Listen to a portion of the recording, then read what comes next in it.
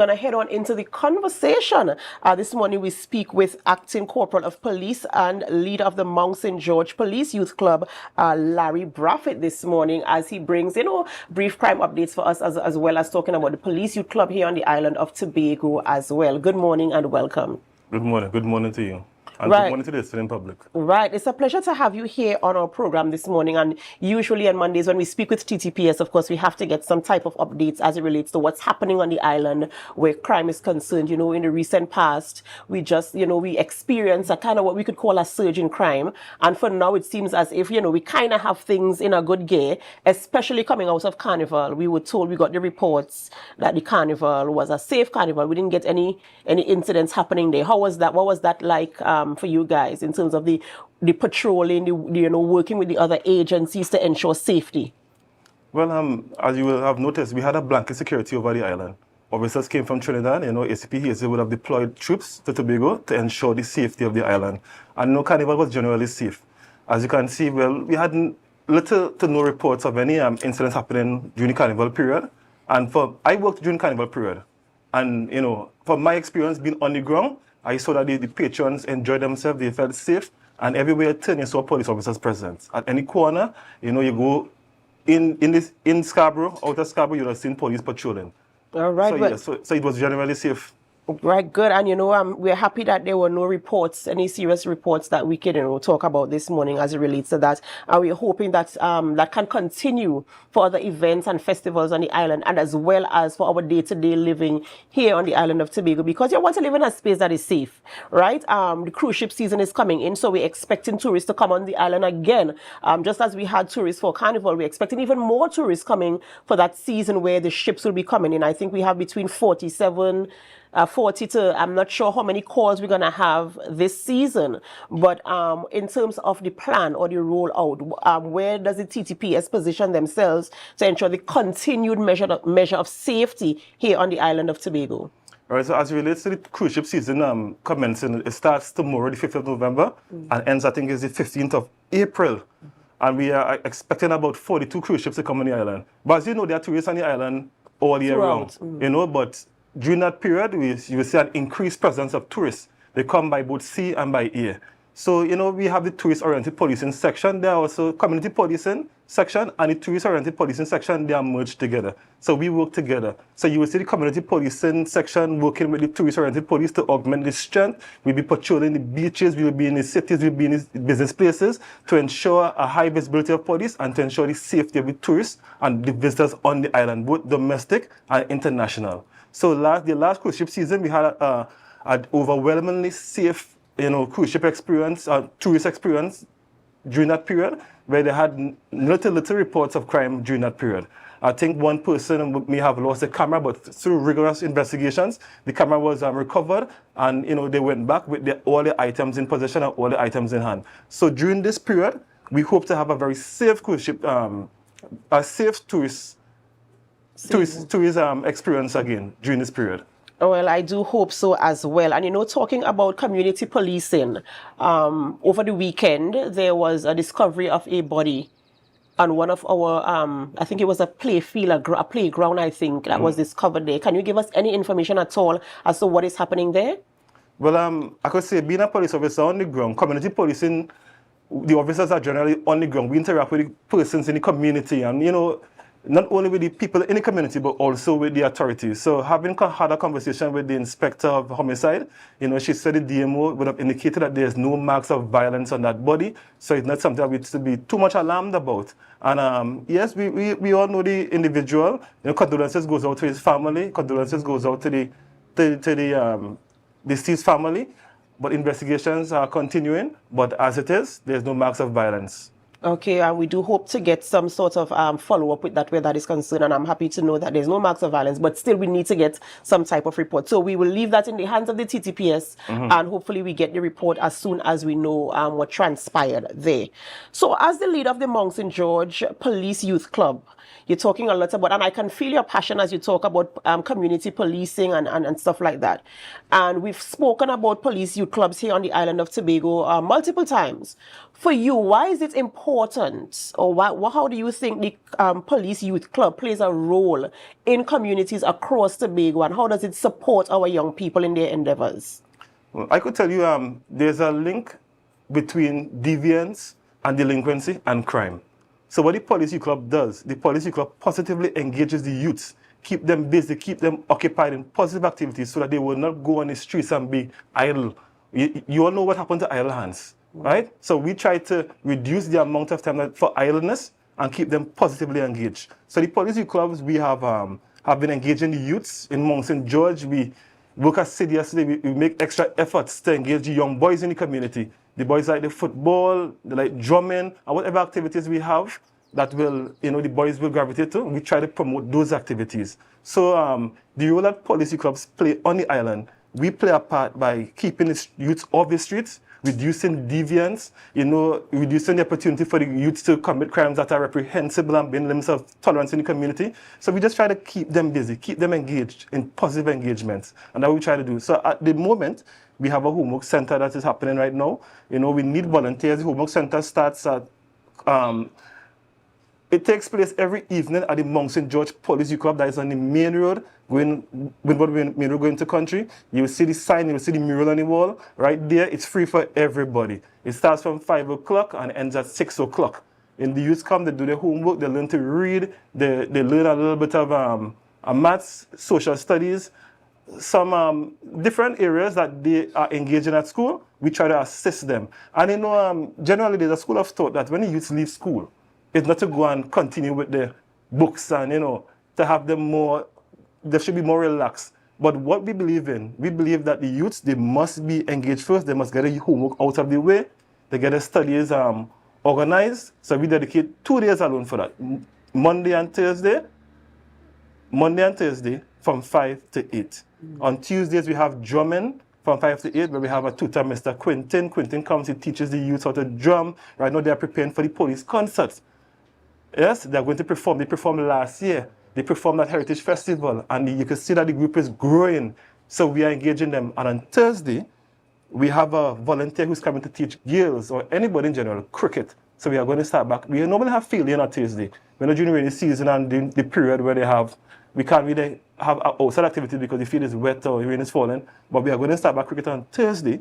We are targeting the girls, and everybody. But we want to have a girls cricket team, special emphasis on the girls side. And you're talking quite a lot. There's quite a lot going on there, especially at the Mount St. George Police Youth Club. What is the response like from the community, the young people in the community? Are the parents sending their children out? Are they, actively saying, well, mommy, I want to go? Are you seeing them walking in? Do you have to go and look for them? What is the response like there? Right. So the Police Youth Club, we have a consistent 50-something members. Right? If you add everybody up together, you have the persons who have passion for drumming. They will come for the drumming. Persons who like the football, they come for the football. We had Mr. Goddard doing futsal in Mount St. George every Thursday as well. The youth will come out for what they like. But when we have an activity that we have to engage everybody, I must confess, sometimes we are a little bit, we may call them the day before. And surprisingly, we will call them the day before, sometimes the day off. And you will see them getting ready to come down the road. Yes, they'll call for transportation because of the geographical terrain of Mount St. George. Mount St. George is a hilly village. And I know the police club is down on the main road and some persons live far. So they will call to get transportation. That is why it's important for, I just talking to the seniors to ensure that the community police and the police clubs have transportation. Yes, a police bus. Well, yes, so we go for the youth, we bring them to the police club and we engage them. Recently we had programs where we had mental health. And persons came from Trinidad to engage the Police Youth Club, and it was well received. They came and spoke to them about AIDS and sexual transmitted disease and viruses. They spoke to them about that. It was well received. And we have different age groups for different activities. So some activities, the young ones will come out. Some activities, we have an age limit, and they come out and they are engaged. And then we have that was my next question. Is there like an age group that you target? For when you say Police Youth Club, who are invited? What's the age group? Can I come if I'm 5? Can I come if I'm 17? Can I come if I'm 25? Yes, there's activities for everybody. We target the school age. The school age from about 5. Well, as long as they could be supervised. Because yes, 3-year-olds came before, and it was very hard to supervise. We had persons specialized for that. But we generally target the school age from first year going straight up to even college age. They come and they participate, and the ones who are a little bit older, even you and older, you probably 21 or 19. Correct age. You can come and you can even assist or even volunteer, assist the youths with whatever we have going on. You could bring ideas. It's all about collaboration. If you have an idea and it's able to benefit the youths, bring it and we will work with it. All right, we're going to go for a quick short break, and we're going to continue the conversation this morning because I like where it's going and the fact that it is working with the community to help our young people to stay off the streets. Ladies and gentlemen, we're speaking with Acting Corporal of Police Larry Braithwaite as we talk about Tobago Police Youth Club here on the island of Tobago and all the activities that they have to involve our young people, keep them off the streets and give them an alternative way to express themselves. We'll be right back after the break, but in the meantime, we ask you to help us. Share the live, share the live, share the live. We'll be right back. When you're moving from place to place, good morning. Welcome back to the morning show here on Tobago Updates Television, and thank you so much for staying with us. I am Adanna Combie, and we continue conversations this morning with Acting Corporal of Police Larry Braithwaite and the leader of the Mount St. George Police Youth Club. Before we went to break, we were talking about some of the activities that take place there at the youth club and the fact that the young people are actually coming out. So I want to say congratulations, kudos to the young persons who come out and to their parents, and to encourage you to continue sending them out so that they can participate. With the young people coming out to the police youth club and participating in the activities, have you noticed any reduction in terms of idleness? Because we spoke about earlier about idleness. Have you seen more productivity? Have you seen less of them on the streets in the evening?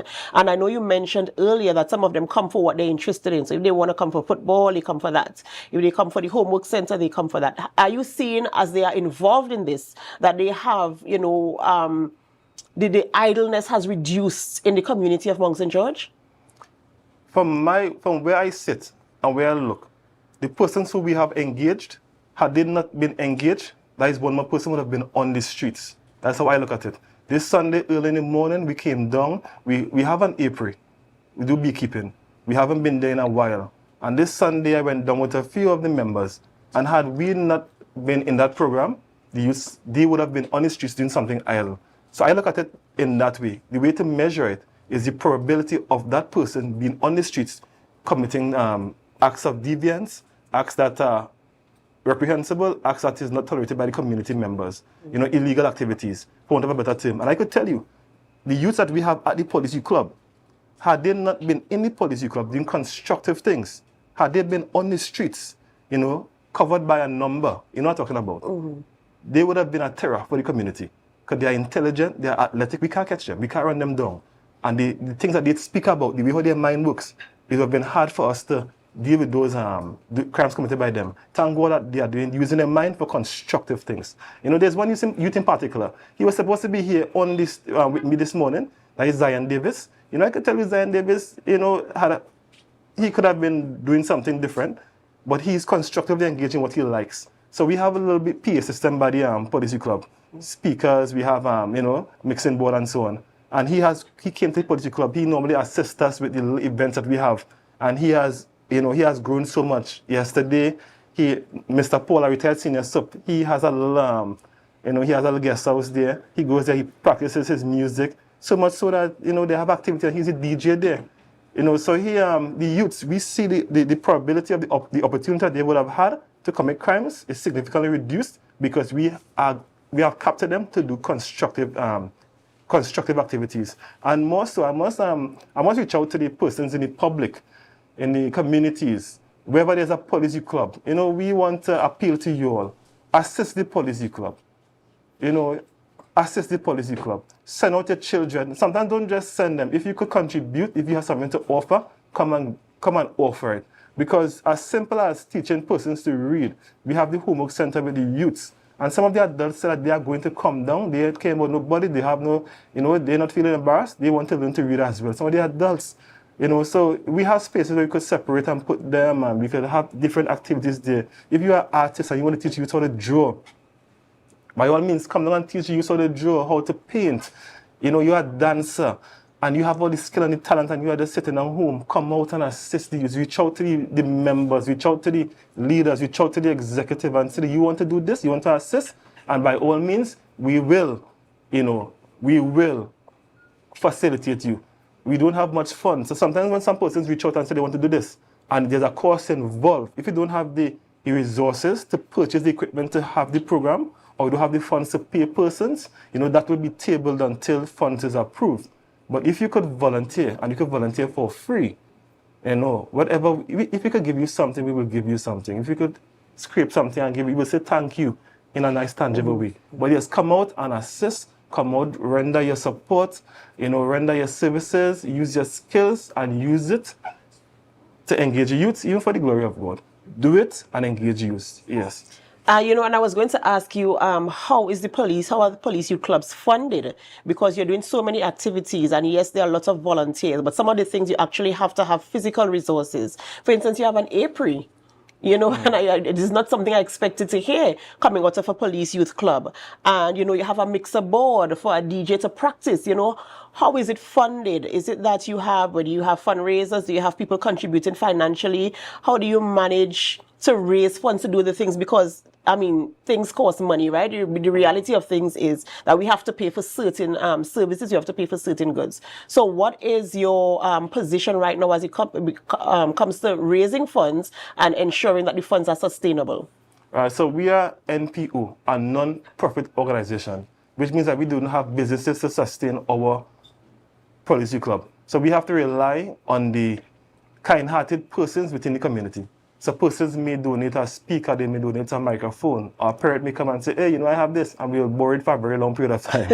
That's how I'll put it, until they ask back for it. So yes, and we even apply through proposals, and we apply for items. So we would have applied for the first set of items that we would have received. We applied for it. We tried to only use either the THA, the department that deals with the youths, or we apply through the police service. We wait for the funding or the approvals for items that we would have asked for. Initially, we got the items from the TTPS. The TTPS would have provided funding for the tables and the chairs, even the AC units, to fix up the units. THA would have provided the building. THA assist us with music equipment at one point in time. And that's how we get the funding. And then the UNDP, Dr. Mahabir, they would have provided funding for, we have a hydroponics unit that needs to be maintained and needs to be upkept. We must have consistent upkeep with these things.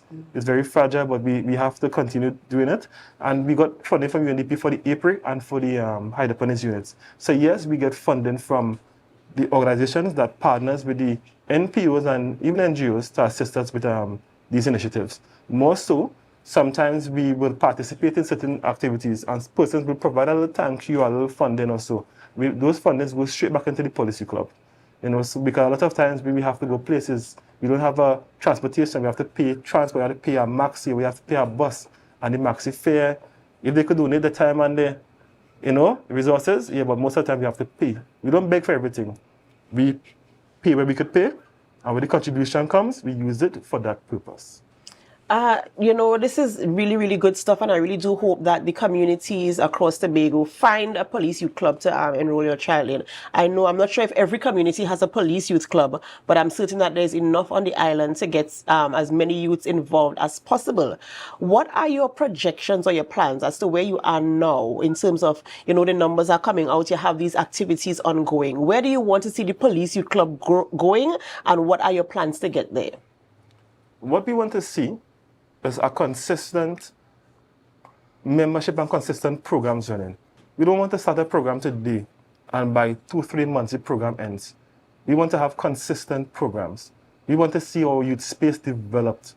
We want to see members coming out, and we want to see members growing up, passing through the system and coming back to volunteer. So that's how there will be consistency. The persons who would have benefited, they would have moved on, they grew up, they went and get the study, got the higher education, and when they come back, they could volunteer their time to the policy club. So that is the model.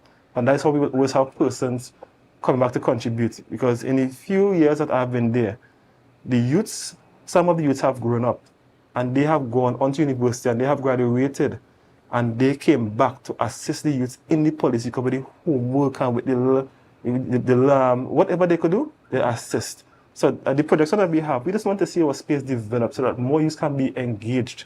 And what we would like to see, we want to know that our doors open early and close late. We are We are officers who have regular 8 to 4s or regular shifts. We go to work, and after work, we go back to the community and then engage the youths.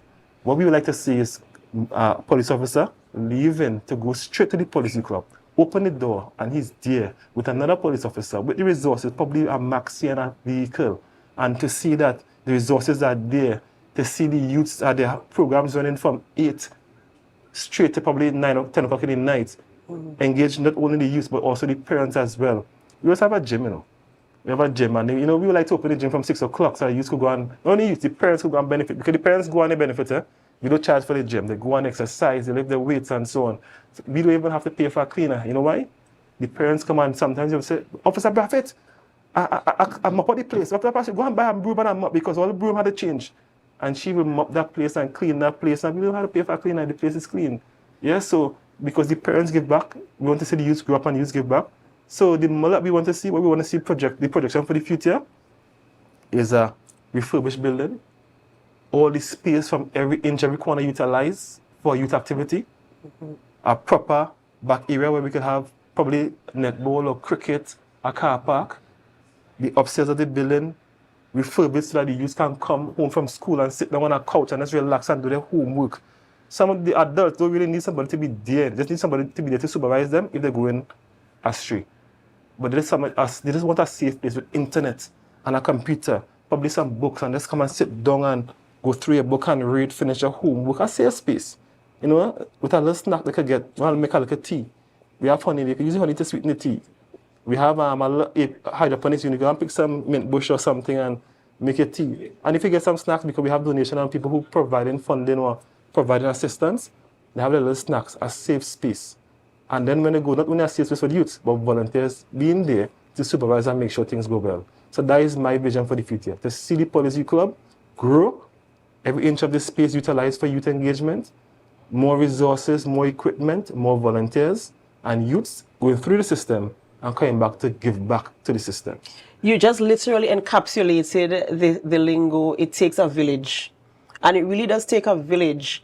And that is what I'm from, based on what you're saying, is what I'm getting, that there is a village at the police youth club that comes in and to ensure that, things are happening and running. And I would like the very same for you as well. And I'm very impressed at the projections and the plans that you have for the youth club, because I do know, like you, the space that you have provided has ensured that they wouldn't be doing something idle and otherwise, unapproved, in that space. So I do hope you could continue to provide a safe space for them. We have to go for another quick short break before we continue conversations. This morning we're speaking with Acting Corporal of Police Larry Braithwaite, and he's also the leader of the Mount St. George Police Youth Club, as we go through the things that happen there at a typical police youth club, and specifically there in Mount St. George, a lot of activities taking place there. So you want to stay with us as we wrap this conversation when we get back. But in the meantime, we have to invite you to help us. Share the live. Share the live. Share the live. We'll be right back. Place to place. Good morning. Good morning. Welcome back to the morning show, and thank you so much for staying with us. We're just at 7:53 a.m. So if you're getting to work for 8 a.m. and dropping the children off to school, you might be a little bit late, but that is no cause to rush. Remember to drive safely on our nation's roads to get to where you are going in one good piece. Right, so we continue conversations this morning. We were speaking with, and we still continue to speak with, Acting Corporal of Police, Mr. Larry Braithwaite, and he's also the leader of the Mount St. George Police Youth Club. We were talking about the police youth clubs on the island of Tobago and what Mount St. George is doing and some of their success stories. And I want to continue. You spoke earlier about Zion and where he is now, and the fact that he is, practicing his music, and he's now your official DJ, I could say, of the Mount St. George Police Youth Club. And what are some of the other success stories you have in terms of your youth growing, seeing them from when they came in, what they've been participating in, and how it has helped them and positioned them for where they are now? All right, so it is based on how you define success. Success can be defined in many different ways. So one of the ways that we define success is keeping the youths on a straight and narrow path, keeping them to be law-abiding citizens, and saying that they have continued development in their lives. So there's a number of persons who I could call. The list is so long.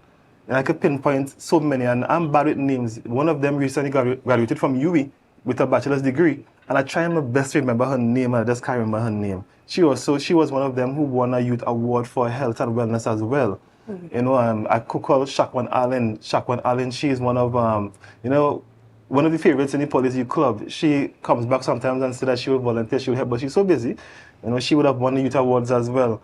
And there, even all volunteers who would have volunteered. I remember years ago we had a homework center, and one of the tutors in the village, you know, one of the assistant leaders came and said they know this young lady who could assist us, and she could teach the youths. And those days we would have, you know, the week coming up to CXC and C, we would have classes running for youth. We used to be by the center, and one of the tutors came. Her name was Adanna Allen. Right? And Adanna Allen, she would have moved on from being a tutor to being the president, to being, you know, a chief secretary, award winner, youth award winner, national, you know, youth award winner, and she continues to just progress and continues to grow and develop and even contribute wherever she is, even internationally. So we have so much persons who would have contributed, and they would have benefited. A lot of them. Recently, Kamara gives her graduated with her degree, passed through the policy club. She contacted me the other day and told me she wanted to find out about, you know, different studies and where to go. A few of them, well, I have some favorites. If I call, you know, some of them might say that, how come you didn't call my name? But the list is so long. I just mentioned those because I know I had permission from them to talk about them. In fact, I don't need to ask no permission. You know, they will come and say, "What's that call my name?" But still, a lot of them would have graduated with their degrees. They would have got exposure to things that they would not have gotten exposure to had they not been a part of the policy club. And because of that exposure, they would have chosen Zion is calling me right now on my phone, but I can't answer Zion. I should answer him just now. I'll answer him just now. But the exposure they got, it would have propelled them to choose a particular field, and that would have also enhanced their success. Yes? So, well, that is really a really good step, and I do hope that the Police Youth Club can continue to provide that measure of support for our young people, because sometimes young people find it difficult to find a space in society. And so one of the spaces is in a Police Youth Club, and you know, I want to take this opportunity now, you know, to encourage parents to send out your young people to the Police Youth Clubs across the island of Tobago. I know quite a few young people who came up with me in Police Youth. I was never a member of a Police Youth Club, but I know a few people around my age group who came up in the Police Youth Club, and they are doing quite well for themselves. As a result, they have developed different types of skills, social skills, you know, that we need to excel in our community. So I do wish you the best. And, you know, I want to talk about some of the type of support that you're really looking forward to. I know you mentioned some before, but I want you to face the camera right now, and I want you to talk to persons in the community for them to really understand the importance of having a space like this. As you mentioned, it's a safe space for them to understand the purpose of this space, providing that opportunity for the young people to come out and also to lend their support, whether it is financial resources, physical resources, their time. So I want you to encourage, this is your opportunity to market and to sell police youth clubs, not just Mount St. George, but all the police youth clubs on the island of Tobago. Talk about the significance and the things you would like to see communities doing to come together to ensure the continued growth and success of the youth clubs. all right, so I would like to reach out to the members in the community, even the departments or the agencies, the institutions that may be watching live. Your opportunity is not lost. It's all about positive youth engagement. And you may not be the one to actually physically engage the persons directly, but you can support somebody who is engaging the youths. All policy clubs need internet. If you could assist with, you know, providing some service or helping to pay a bill, reaching out to provide assistance, whether it be physical or whether it be the resources, human resource, something tangible, you could assist. Send out your children, you come out and volunteer. The opportunity is not lost because it is needed. Think about it this way. If the youths are not engaged positively, what would they be doing? What opportunities would they have? Do you want them to break in your house and steal your items? Or do you want them to help you keep your items safe, or even to fix the items because they would have learned a skill? You know, I could even talk about some of my youths who had the opportunity to be on the other part, but they are now assisting in preserving the peace and preserving order and keeping Tobago safe, simply because they passed through the policy clubs and they will engage. I went to a career fair recently, and a few of the youths who are members of policy clubs, even the Mount St. George Policy Club, when I went to the career fair and they had to choose their career or dress up as the career that they would have wanted to be. I was so amazed to see how many of them dress up as police officers. So, that speaks to me in a way to say that, yes, we have an impact. We have impacted the youth so much so that they also want to be police officers. They also want to assist and contribute to keeping Tobago safe. So I want to appeal to each and everybody. If you all want to assist and you hear there's a policy club in the area or in the community, just go and ask for somebody to talk to, an executive member, and contribute and assist in wherever way possible. Your items that you may not be using may actually be golden or maybe a treasure to the organization. And we could use that to engage the youths. We could use your skill to engage the youths. And I also want to thank those who would have, it's all about interagency and inter-organizational collaboration. So I even want to thank the persons who would have collaborated with the policy clubs in the area. I know for sure I must reach out to the Mount St. Joseph Seventh-day Adventist Church. They are the ones who more or less hold down the fort and started the homework center by sending their people and their tutors to assist. And then there's UNDP, their resources, their financing equipment. And then even TTPS, THA, the building, the space, works on URP. I must thank everybody who have assisted and who continues to assist. Miss Carolyn, indeed, a little shopkeeper in the area. I still had to go and pay outstanding bill, yes. Was some water. We had but yes, I must thank them for assisting, for contributing. And I want to encourage you to keep on assisting, keep on contributing. The opportunity is not lost. There are persons who do not want to be named, or do not want to be mentioned. They simply come and contribute anonymously. And say, Officer Braithwaite, buy some water for the youths. And that's how we get water. Officer Braithwaite, buy some juice for the youths. That's how we get juice. Mr. Paul, who was a leader of the Laventille Policy Club, is now in Tobago. He has a business in Mount St. George, and he has been telling me that he wants to keep a Christmas treat for the youth in Mount St. George. All I need to do is send the volunteers, send the people to help. So we appreciate those little gestures, those little contributions, and something that you may consider trash is actually maybe treasure to us because we could use it to engage the youths. You have speaker equipment, you have cameras, we will use that to teach the youths about these things, teach them photography, teach them videography. And it might be surprised to know Tobago updates.